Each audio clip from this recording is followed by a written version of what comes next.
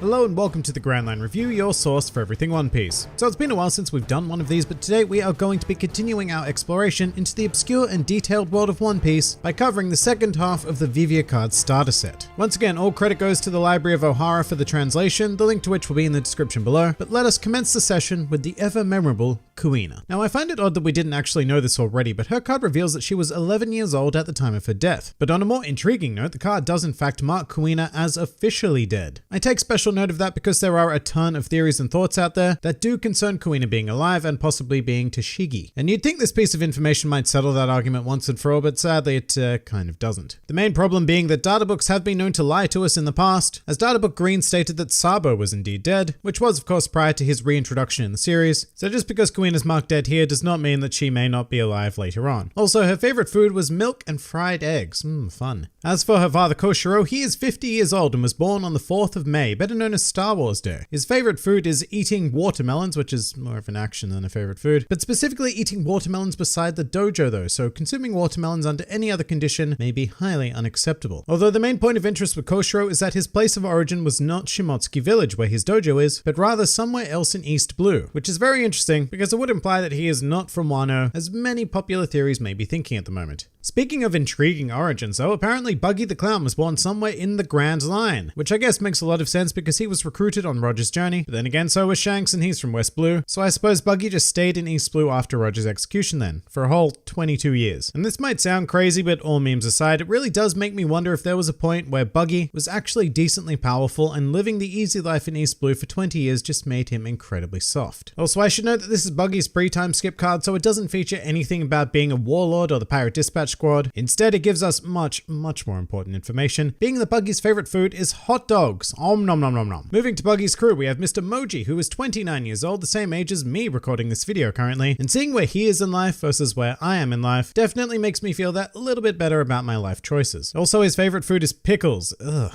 who does that? Unlike his captain though, Moji's home is somewhere in East Blue, and he is surprisingly tall, comprising 197 centimeters. And finally, Moji's card also confirms that he does not have a bounty. Moji's lion Richie also gets his own feature, but the only new information we learn about him is that his favorite food is meat. No particular kind of meat, style of cooking, or favored side dishes, just plain old meat. His height is also stated as being around 2 meters, purposely vague I guess, because he's a very inconsistent kitty when it comes to his size in the series. Rounding out the Buggy Pirates is Kabaji, and while this is not new information, he is listed as the Chief of Staff of the Buggy Pirates, which I did not know, so hey, that's cool. He is 34 years old, once again, making me feel great about my life choices, and he also hails from East Blue, with his favorite food being delicious popcorn. Very carnival-like. Actually, all of the Buggy Pirates seem to favor carnival food, except for Pickle Dude. And here we also have Mayor Boodle, who loves salmon and is apparently 75 years old. That's actually way older than I thought he was, and makes me feel even worse about that one time where Luffy smashed his head into a wall. Although I do have to say all the respect in the world for a 75-year-old man who decided to stand up to a bunch of pirates on his own. But you know who's even older? Shushu. Well, in dog years anyway. Shushu is 14 years old, which equates to about 78 years of age. And some interesting facts about Shushu. Apparently he has no blood type because he's a dog, which is odd. I always thought that dogs had blood, but I guess I was wrong. Also, you'll never guess what his favorite food is.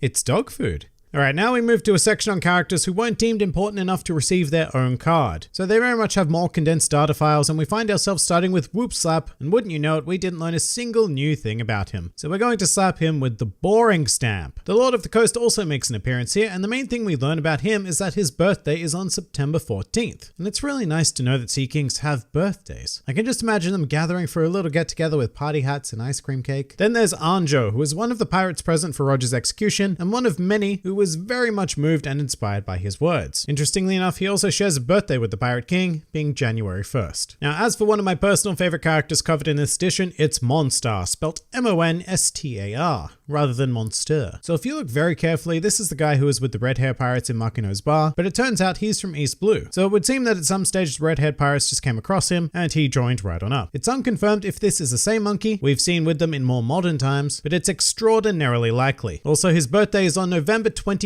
The very same day as alleged singer Carly Rae Jepsen. Going a bit more obscure, there are two characters from Fuchsia Village detailed here, being Gyoru the fishmonger and Chicken, his wife, who quote-unquote helps him at the shop. Neat. They were both born on the 7th of March and the 8th of February respectively, and while no age was given, I'm going to go ahead and say old. Moving along, and we have 3 characters who you're all probably quite familiar with, and their names were actually revealed in a previous data book, Blue I think it was, but I'd long since forgotten all of that, so here we have Hepakor, Pepakor, and Popakor. And what the Vivre card data book reveals is that these fine gents are actually triplets, and they were all born on September 2nd in East Blue. Getting close to the end now, but we have some new information on Soro, who, if you've forgotten, was Helmeppo's pet wolf that Zoro killed in Shellstown, and the whole reason why he was imprisoned on the wood thing. So there you go, if anybody ever says that nobody dies in One Piece before Ace, let's all just remember this innocent yet ravenous and very dangerous wolf. And just a side note on that, very interestingly, in the manga, Soro gets slashed, you know, like a swordsman might deal with something, but in the anime, Zoro actually throws a stool at him, and well, that's apparently enough to end Soro, which is a death so ridiculous, it's almost as bad as someone being killed by falling down some stairs. In any case, what was the point of this again? Alright, Soro was born on November 22nd in East Blue, but he doesn't have a birthday anymore due to the whole death thing. And finally, we have the incredibly obscure Mikio Ito, a man who has only ever appeared in wanted posters worth a whopping 1 million yen. That's right, not berries, this guy is actually worth 1 million yen. This is because Mikio Ito is a real person and was an assistant with Oda on the manga series Rurouni Kenshin. But the new information revealed about him in Vivre card is that his birthday is on March 26th, which I guess may or may not be his real life birthday, and his hometown is East Blue.